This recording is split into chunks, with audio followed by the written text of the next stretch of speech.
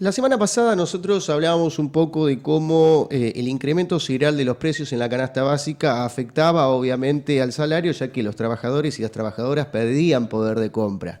Entonces nosotros observamos por un lado que la inflación en parte estaba motivada por la apropiación de las ganancias de algunas empresas de carácter oligopólico, sobre todo en el rubro de alimentos y bebidas, que estaban moviendo los precios por encima del costo de la góndola. En parte hacíamos un diagnóstico en relación a las causas, a las principales causas de la inflación, y en parte señalamos también cómo el retroceso del salario durante el gobierno de Macri y durante el gobierno de Alberto Fernández había hecho, insisto, perder la capacidad de compra de trabajadores y trabajadoras, ¿sí? Ahora bien, como parte de esa crisis generalizada, ahora nos vamos a detener, como señalaba antes José, en lo que es particularmente la discusión en torno a la ley de alquileres. ¿Por qué? Bueno, porque esta semana el plenario de las comisiones del Senado pasó a cuarto intermedio, ya que las partes no logran ponerse de acuerdo respecto a las modificaciones que se implementó de la ley en la Cámara Baja.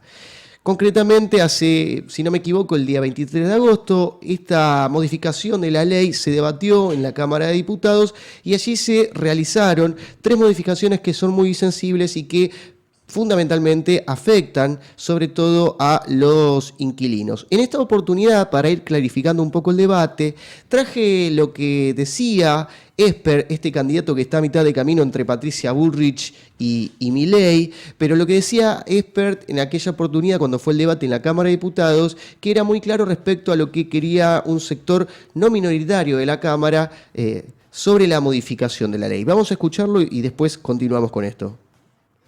Alquileres, lo que seguramente vamos a conseguir desde Juntos por el Cambio es sancionar por ley el dictamen de minoría que deroga las cuestiones centrales de la ley de alquileres, que es el plazo, los ajustes y los índices de indexación. En cuanto a los plazos, la actual ley de alquileres establece un plazo mínimo de 3 años para los contratos, se pasaría a lo que dice el Código Civil, 2 años. En cuanto a los ajustes, en lugar de ser solamente 1 año, a partir del tercer mes ya se podría ajustar, de acuerdo con lo que decidan las partes. Y en cuanto a los índices, libertad absoluta para las partes para decidir qué índices son. La idea de la derogación total o de estos artículos que son los centrales es darle libertad al propietario y al inquilino para que ellos, que son los que más saben de los contratos de alquileres, decidan qué hacer con su contrato de alquileres. Libertad. Bien, hasta ahí hablaba entonces Esper y hablaba sobre la libertad. Hay algunas falacias en esto que dice Esper, digamos, cuando habla de libertad, supone que hay una relación igual entre inquilinos y propietarios. Esto no es real, sabemos que hay una desigualdad notoria, ya que en línea general los propietarios imponen las condiciones y muchas veces lo que ocurre, en ausencia también de entidades que regulen un poco, que protejan de alguna manera la situación de los inquilinos, los propietarios logran imponer cánones incluso que están por fuera de la norma estandarizada de lo que deberían cobrar. En concreto, muchas veces los inquilinos terminan pagando más de lo que deberían, como por ejemplo sumas adelantadas en el ingreso y demás. Otro de los puntos que quería señalar respecto a esto que decía Esper tiene que ver con que hay un problema muy grande en la Argentina, por eso relacionábamos la columna del programa anterior con la actual, digamos, el problema tiene que ver con la inflación. Una de las modificaciones es el tema de indexar cada 4 meses la actualización del posible contrato que realice el inquilino con el propietario, pero el problema allí es que el salario no se actualiza con la velocidad con la cual se puede actualizar el contrato de alquiler, de modo que también allí el propietario va a tener serias dificultades al momento de negociar porque no va a poder estar en condiciones, ¿sí?, de hacer frente con los compromisos. Por otra parte también, algo que es importante señalar en esta discusión, no hay manera, digamos, de que el inquilino pueda hacer frente a todos esos compromisos, dado que, como decía antes, la inflación va demasiado rápido y el salario no se actualiza. Entonces, y la inflación no es solo en alquileres. Porque si fuera, digamos, el aumento del alquiler se fuese al mismo aumento del salario, uno dice, bueno, cobro un poco más, pero gasto un poco más en alquiler, pero así gastas más en alquiler, más en alimentos, más en combustible. Es decir, hay muchos elementos que no son tenidos en cuenta. Sí, pero además también esta ley, las modificaciones de la ley actual que se están discutiendo, lo que plantean en definitiva es un mayor grado de desregulación y que van a caballo también de la aparición en el mercado inmobiliario de una serie de dispositivos tecnológicos como Airbnb que básicamente lo que hacen es desregular el mercado a partir de la aparición de viviendas que están ofrecidas en el mercado en alquiler temporario. De modo que en la medida que aparecen nuevas formas o nuevos vínculos de alquileres que los propietarios reciben o cobran en dólares y no tienen necesariamente ninguna contraprestación que hacer, si la nueva ley de alquileres va a ser tendiente a facilitar, flexibilizar todavía más los compromisos de los propietarios, bueno, en esas condiciones me parece que no hay posibilidad tampoco de que, como señalan algunos miembros de las cámaras inmobiliarias, la oferta vaya a crecer, porque en definitiva en el mercado, más allá de las alternativas que reciben los propietarios por estos dispositivos tecnológicos que señalé antes, en el mercado inmobiliario también hay inquilinos, digamos, y los inquilinos no están en condiciones de pagar con sus magros salarios lo que se puede ofrecer por un alquiler temporario. De modo que, insisto, de hecho lo que se está produciendo en el mercado inmobiliario es un desplazamiento de los inquilinos a la luz de nuevas modalidades de contratación, a la luz de violaciones permanentes, incluso de la actual ley de alquileres que todavía sigue rigiendo, ¿sí?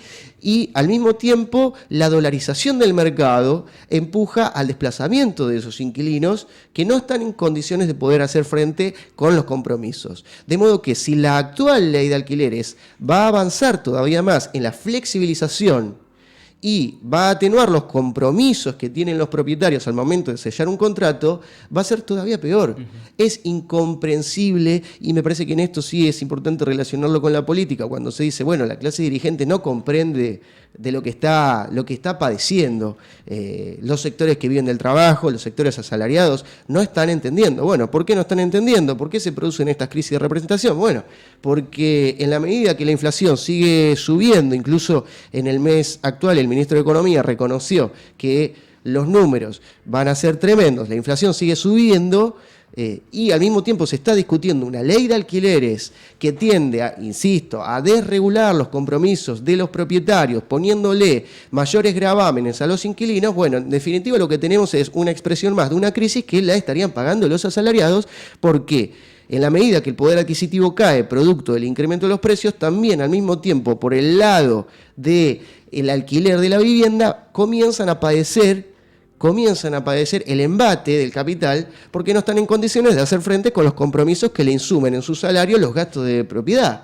Entonces, lo que tenemos es una expresión más de la crisis, que, como hemos señalado anteriormente, esta crisis no la sufren o no la viven todos los sectores de la misma manera. Quería llamar la atención sobre algunas cosas que se dijeron esta semana en las comisiones de despacho en el Senado, de algunos miembros que son integrantes de las cámaras inmobiliarias. Por ejemplo, recogí así al pasar algo que decía el diario La Nación, donde Emilio Caravaca Pasos, de la Federación Inmobiliaria, decía lo siguiente: sucede que decenas de miles de contratos de alquiler vencen a fin de año, por lo que recomendamos a los senadores aprobar sin cambios la media sanción de diputados y convertirla en ley para de esa manera reactivar el mercado. La mayor dificultad que tenemos es la caída de la oferta. Esto es llamativo. Sí, llamativo el análisis para la solución, porque digo, para la solución. No va a pasar lo que querés. Si pasa la ley, no sé cuánto van a... No, pero además tiene que ver con lo que decía anteriormente. Van a continuar con ¿Cómo es posible pensar que la oferta va a crecer de las propiedades, de los alquileres, y justamente en rigor el sentido de las modificaciones de la ley actual van en un lado opuesto? Es decir, van a una mayor desregulación, a una mayor flexibilización, que va a caballo, insisto, de la aparición de propiedades, de nuevas formas de contratación que se dan a partir de plataformas globales, en donde los propietarios empiezan a alquilar temporariamente y empiezan a cobrar en dólares. Es decir, que monetariamente es absolutamente ventajoso en relación a lo que puede pagar un inquilino, que además, entre otras cosas, lo que le están sugiriendo con estas modificaciones de las leyes es que va a pagar todavía más de lo que ya paga.